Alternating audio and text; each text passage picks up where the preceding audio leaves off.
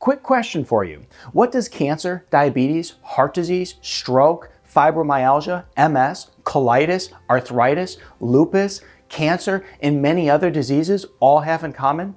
Well, they all start with chronic inflammation. And that's why in this video, I'm going to show you the top anti-inflammatory foods that you can implement in your diet today. Hey Wellness Warrior, I'm Dr. Zyrowski, and one of the top tools that you possess in order to control inflammation in your body is going to be your diet. Are you following an anti-inflammatory diet or a pro-inflammatory diet? And in this video, we're going to think to ourselves, is this you? Are the topics I'm talking about today in this video, when we talk about some of the symptoms and the testing and how you know if you have inflammation and what foods can you eat and incorporate, is this you? Does this pertain to you? Because this is very important. All the diseases I mentioned at the very beginning are going to be ones that start with uncontrolled inflammation in the body. So let's get it under control. So some of the top spices that you can start consuming in order to stop inflammation are going to be these right here. It's going to be cloves, ginger, rosemary, turmeric, and cinnamon. Now this is very interesting because these top spices were accumulated by testing when they were doing a study to look at which spices would shut down inflammation the best in the body. This was it. And essentially what they found is that in just a little over a week of using the typical amounts that you would use in a dish, it actually helps. So the question is always, well, how much of these different spices do I actually have to use? And they found that it's like, well, you know, it's a half a teaspoon. It's a teaspoon. It's not more than you would typically use. But what we have to do is we have to start incorporating these. And whenever we're looking to use food to help us stop inflammation, we have to realize it's not a one and done situation. It's like we want to take these foods, write them down, take these foods and also start putting it in your dishes regularly. And also put in the description below, are you using some of these right here? I'd love to know because you know, I'd have to say in my home, we use these regularly. We'll take things like ginger and put it in a smoothie. Things like turmeric and cook with it. Cinnamon is awesome in different drinks, right? Smoothies, that kind of thing. So, you know, put how you incorporate these into your diet.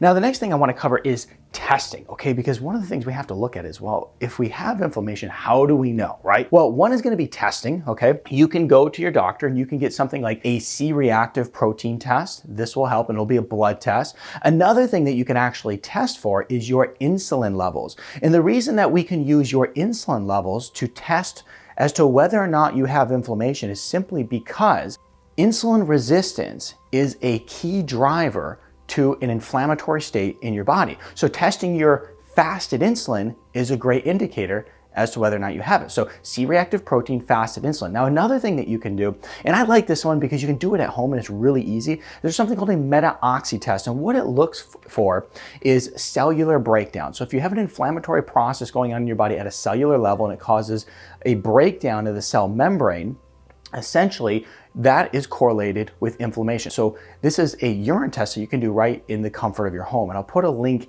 in the description to one that I use regularly clinically, because I think this is also a good way if you're looking to kind of just figure out, do I have inflammation in my body? And you can use this as one of the first indicators to start helping push you in the right direction with your lifestyle to a non-inflammatory place.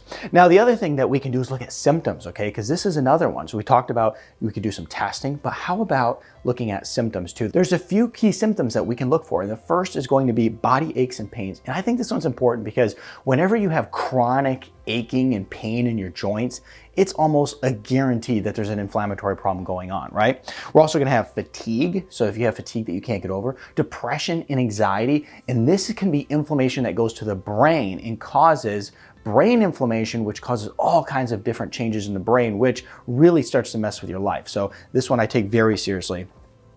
Gastrointestinal issues, congestion and allergies, frequent infections, skin outbreaks, and also weight gain or obesity, okay? These are symptoms of an inflammatory state in your body that you want to pay attention to. So now let's look at some other really amazing anti-inflammatory foods. Let's start with omega-3s, and we want to really look to our marine-based foods for this. And this is going to be fatty fish. And so we're thinking salmon, mackerel, anchovies, sardines, and herring are going to be your best omega-3 marine-based foods that you can eat. Then we'll look at blueberries, loaded with great antioxidants. I'm a big fan of getting organic frozen blueberries, putting it in smoothies. Also garlic. Cooking with garlic is so easy and it's been shown to be so profound at shutting down inflammation in the body.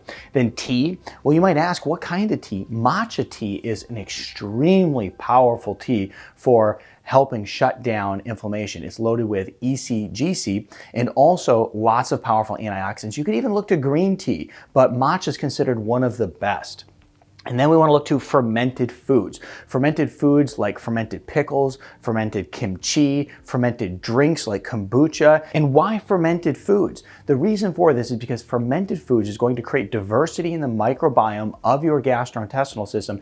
And as a result of that, you're going to help shut down inflammation, because a lot of inflammation actually starts in the gut where most of your immune system is located. So we want to get lots of good fermented foods. Now, if we look at this too, you can also think to yourself, well, look, we could supplement with turmeric, that works, right? We get some high concentrated doses. We can go in and supplement with ginger. We could take probiotics to get more diversity in our gut. We could also drink tea regularly. Omega-3s, obviously, you can supplement with that quite easily. So there's some different things that we can do in order to increase concentration to get results quicker if you're looking to use supplementation. But obviously, these food sources are here and available.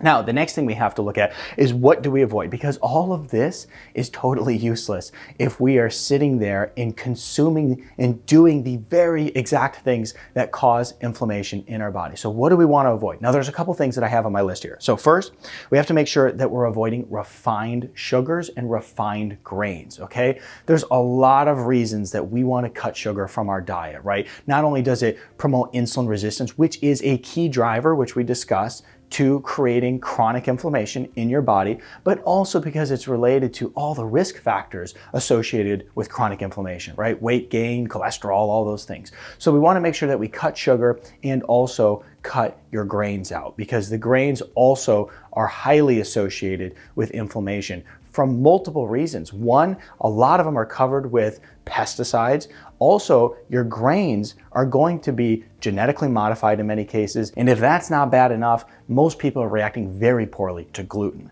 So cut out the grains. Now, next thing we want to look to cutting out is going to be industrial seed oils. Okay, we're looking for corn oil, safflower oil, soybean oil. All of those industrial seed oils are loaded with omega-6, which are highly associated with promoting the inflammatory response in the body. So cut those out. And that means like all your traditional restaurants that you go to that are going to have fried foods, get those out of your diet, because the reality is that they're using these oils. And what tops it off and makes it even worse is that they're heating them to a very high temperature, which destabilizes them and makes it even more pro-inflammatory in your body. So we have to make sure we're avoiding that. And then we also want to make sure that we're avoiding processed meats. Okay, processed meats are going to be meats that have a lot of different chemicals in them and ingredients that we do not want to be consuming because they're pro-inflammatory. So if you enjoyed this video, I'm Dr. Zyrowski, and I think that you'll really like this video over here next.